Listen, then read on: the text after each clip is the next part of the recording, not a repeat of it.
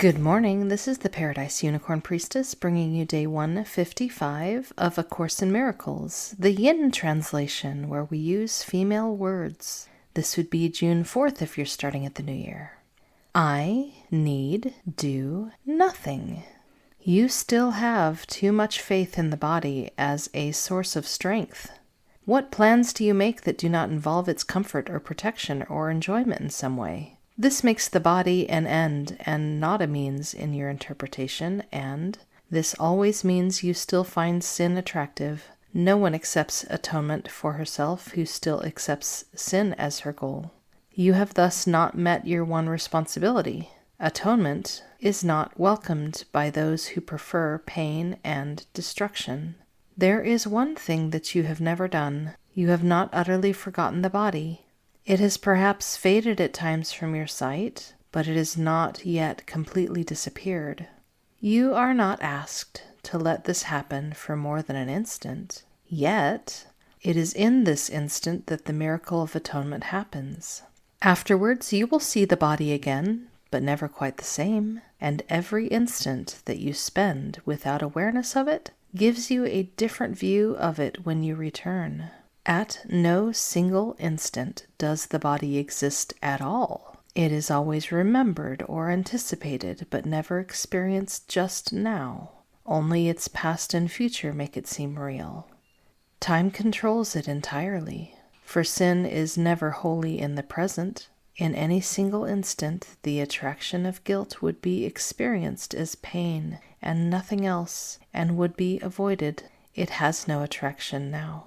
Its whole attraction is imaginary and therefore must be thought of in the past or in the future. It is impossible to accept the holy instant without reservation, unless, just for an instant, you are willing to see no past or future. You cannot prepare for it without placing it in the future. Release is given you the instant you desire it. Many have spent a lifetime in preparation and have indeed achieved their instance of success. This course does not attempt to teach more than they learned in time, but it does aim at saving time. You may be attempting to follow a very long road to the goal you have accepted. It is extremely difficult to reach atonement by fighting against sin. Enormous effort is expended in the attempt to make holy what is hated and despised. Nor is a lifetime of contemplation and long periods of meditation aimed at detachment from the body necessary. All such attempts will ultimately succeed because of their purpose, yet the means are tedious and very time-consuming. For all of them look to the future for release from a state of present unworthiness and inadequacy. Your way will be different, not in purpose, but in means. A holy relationship is a means of saving time. One instant spent together with your sister restores the universe to both of you. You are prepared. Now you need but to remember you need do nothing. It would be far more profitable now merely to concentrate on this than to consider what you should do.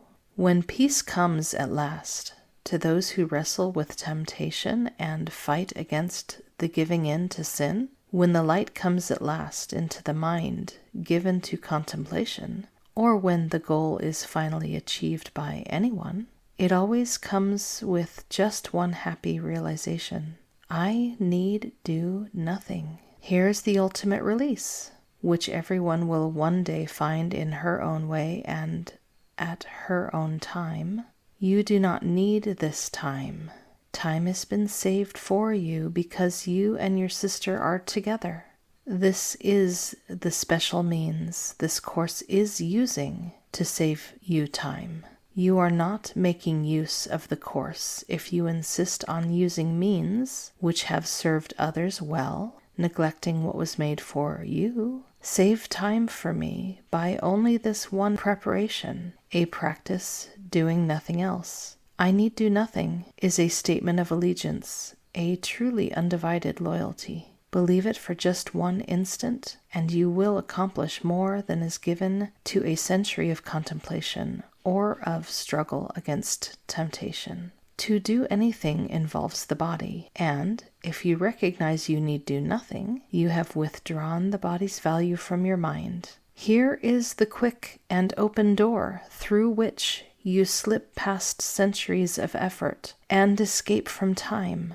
This is the way in which sin loses all attraction right now, for here is time denied, and past and future gone. Who needs do nothing has no need for time. To do nothing is to rest and make a place within you where the activity of the body ceases to demand attention. Into this place the Holy Spirit comes and there abides. She will remain when you forget, and the body's activities return to occupy your conscious mind. Yet there will always be this place of rest to which you can return. And you will be more aware of this quiet center of the storm than all its raging activity. This quiet center in which you do nothing will remain with you, giving you rest in the midst of every busy doing on which you are sent. For from this center will you be directed how to use the body sinlessly. It is this center from which the body is absent that will keep it so in your awareness of it.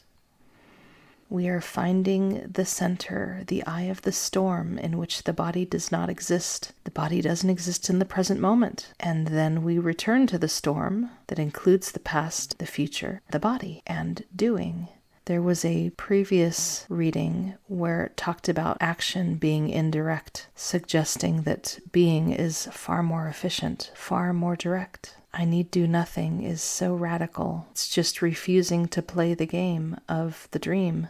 Lesson 155 is a beautiful complement to today's text excerpt. I will step back and let her lead the way. There is a way of living in the world that is not here, although it seems to be. You do not change appearance, though you smile more frequently. Your forehead is serene. Your eyes are quiet. And the ones who walk the world as you do recognize their own. Yet those who have not yet perceived the way will recognize you also, and believe that you are like them as you were before. The world is an illusion. Those who choose to come to it are seeking for a place where they can be illusions and avoid their own reality. Yet, when they find their own reality is even here, then they step back and let it lead the way. What other choice is really theirs to make? To let illusions walk ahead of truth is madness. But to let illusions sink behind the truth and let the truth stand forth as what it is merely sanity. This is the simple choice we make today. The mad illusion will remain a while in evidence for those to look upon who choose to come and have not yet rejoiced to find they were mistaken in their choice. They cannot learn directly from the truth because they have denied that it is so. And so they need a teacher who perceives their madness but who still can look beyond illusion to the simple truth in them. If truth demanded they give up the world, it would appear to them as if it asked the sacrifice of something that is real. Many have chosen to renounce the world while still believing its reality. They have suffered from a sense of loss and have not been released accordingly. Others have chosen nothing but the world, and they have suffered from a sense of loss still deeper, which they did not understand. Between these paths, there is another road that leads away from loss of every kind, for sacrifice and deprivation both are quickly left behind. This is the way appointed for you now. You walk this path as others walk, nor do you seem to be distinct from them, although you are indeed. Thus can you serve them while you serve yourself, and set their footsteps on the way that God has opened up to you and them through you. Illusion still appears to cling to you that you may reach them, yet it has stepped back And it is not illusion that they hear you speak of, nor illusion that you bring their eyes to look on and their minds to grasp, nor can the truth which walks ahead of you speak to them through illusions. For the road leads past illusion now, while on the way you call to them that they may follow you. All roads will lead to this one in the end. For sacrifice and deprivation are paths that lead nowhere, choices for defeat, and aims that will remain impossible. All this steps back as truth comes forth in you to lead your sisters from the ways of death and set them on the way to happiness. Their suffering is but an illusion, yet they need a guide to lead them out of it, for they mistake illusion for the truth. Such is salvation's call, and nothing more. It asks that you accept the truth and let it go before you, lighting up the path of ransom from illusion. It is not a ransom with a price. There is no cost, but only gain. Illusion can but seem to hold in chains the holy child of God. It is but from illusions she is saved. As they step back, she finds herself again. Walk safely now, yet carefully, because this path is new to you, and you may find that you are tempted still to walk ahead of truth and let illusions be your guide. Your holy sisters have been given you to follow in your footsteps as you walk with certainty of purpose to the truth. It goes before you now that they may see something with which they can identify, something they understand to lead the way. Yet, at the journey's ending, there will be no gap, no distance between truth and you, and all illusions walking in the way you traveled will be gone from you as well, with nothing left to keep the truth apart from God's completion. Holy is herself. Step back in faith, and let truth lead the way. You know not where you go, but one who knows goes with you. Let her lead you with the rest. When dreams are over, time has closed the door on all the things that pass, and miracles are purposeless. The Holy Child of God will make no journeys. There will be no wish to be illusion rather than the truth, and we step forth toward this as we progress along the way that truth points out to us. This is our final journey, which we make for everyone. We must not lose our way. For as truth goes before us, so it goes before our sisters who will follow us. We walk to God. Pause and reflect on this. Could any way be holier or more deserving of your effort, of your love, and of your full intent? What way could give you more than everything, or offer less and still content the holy child of God? We walk to God. The truth that walks before us now is one with her, and leads us to where she has always been. What way but this could be a path that you would choose instead? Your feet are safely set upon the road that leads the world to God. Look not to ways that seem to lead you elsewhere. Dreams are not a worthy guide for you who are God's child. Forget not she has placed her hand in yours and given you your sisters in her trust, that you are worthy of her trust in you. She cannot be deceived. Her trust has made your pathway certain and your goal secure. You will not fail your sisters nor yourself. And now she asks but that you think of her a while each day, that she may speak to you and tell you of her love, reminding you how great her trust, how limitless her love, in your name and her own, which are the same. We practice gladly with this thought today. I will step back and let her lead the way, for I would walk along the road to her. These words from this lesson are found in another Neda Boin song, which plays in my head as I read this. That's always so nice.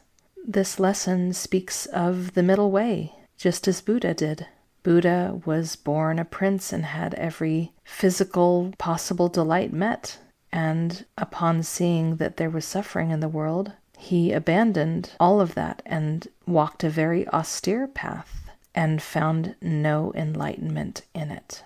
It is tempting, and the ego often thinks as we read and study and practice A Course in Miracles that it is asking us to walk an austere path. I wish to add my testimony that that's not how it is. From the very first lesson, we are asked to look at all around us and declare it meaningless. And the ego fears that if we declare it meaningless, then God will take it away. But even though it's so hard to hear it, I know I resisted in my readings of A Course in Miracles for a long time. I was looking for the other shoe to drop, for some bugaboo hiding around the corner, that this was going to trick me into some austerity that I didn't actually want, because I am still attached to form. I am still attached to the body and comfort and stability and knowing that I will be cared for because I still perceive myself as having needs. This lesson says that if somebody practices austerity, renouncing the needs of the body, while still believing in the world, they will feel loss. They will feel sacrifice, and that is not what the Course is asking. The Course is asking us to trust that love is gentle and kind and thoughtful, and as long as we still have attachments, those attachments will be lovingly taken care of. If you still like chocolate, love will give you a world that has chocolate in it. That's just a silly example. The Holy Spirit seeks to be kind and nurturing to us in a way that does not cause us to feel unsatisfied and desire more. And the way is for us to declare all form meaningless and an illusion, even while we trust that because we still believe in it, because we do, love will be kind to us and not pull the rug out from under us, not take away from us the illusions that we cherish. While we practice saying that they don't mean anything, we are not being asked to give a single thing up before we are ready to gladly drop it, like a stick or a rock that has no value. In essence, like a piece of rubbish that we're throwing away to be recycled. Imagine holding in your hand a piece of broken, twisted plastic mixed with goodness knows what strange chemicals and elements made in some unholy lab, and imagine you could drop it into a miraculous recycling bin that would take those elements and return them to their original pure state in which they were found in the earth. That's all that's being asked of us. Only when we have decided for ourselves that something we've been holding on to is rubbish to be recycled because love has better use for it, that is the only time that we will do without anything, is when we ourselves have woken up to by our own free will. Until then, all our needs will be kindly cared for. That is my faith as I have studied A Course in Miracles. Another thing I love about today's text reading is that this middle way described in A Course in Miracles between austerity and hedonism, for lack of a better word, is the holy relationship. Basically, our special relationship offered up to the Holy Spirit, given over to love, with us saying, I don't know what is best for me, for the other person, for all of creation, and letting the miracle enter that special relationship. That relationship is the way, the time that we spend in communion, not in a way that we're trying to exclude the rest of creation, but in a way that we're trying to include the rest of creation. That sounds pretty good to me. This text reading even uses the phrase special means, and we see very consistently that the word special refers to something that we, the individual shards of the child of God, made out of a desire for specialness when there is no specialness in God. And we are told that out of love, the Holy Spirit is able to use all specialness for loving purposes. And it gives the example that just as the ego desires to be the hero, the only one, the last man standing, so the Holy Spirit uses this desire for specialness by saying, all right, guess what? You have a purpose in the great plan of bringing everyone home that only you can fulfill. There, now you are special. See how loving that is? See how it's not taking anything away at all? It's beautiful. So there we go. The phrase special means, that's the clever way, the loving way, that the thing that we made that was going to destroy everything gets turned around and used for kindness, gentleness, and peace. And that being the case, happy practicing.